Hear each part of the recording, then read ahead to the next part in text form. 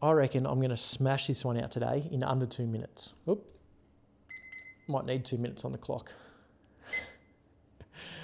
All right, so what advice would you give to your younger self? Very common podcast question. I've asked it on the podcast, and look, it's a terrible question because first, you can't change the past. So whatever you want to change in the past, you can't then achieve that in the now.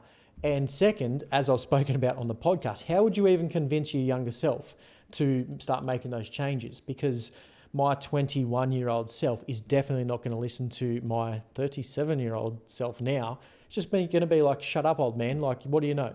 So even if you could take that information that you know now and then give it to your younger self, it's kind of useless. It's not going to change the present.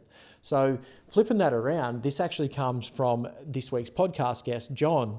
I think he has just a great way of flipping that around. And what would your 90-year-old self give advice to you right now? So right now, it's a good thought process and a good actionable thing that you can actually do right now and write it out.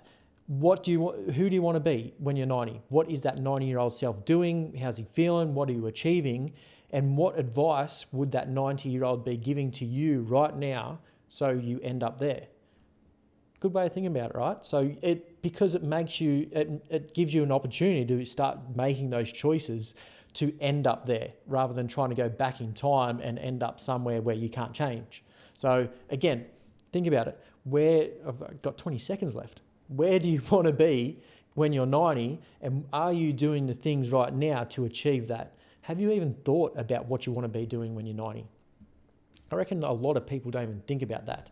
I do all the time, and that's why I do what I do, so I end up where I want to be when I'm 90, because I don't want to be in the opposite of that. Fucking smashed it. Sorry, I just swore.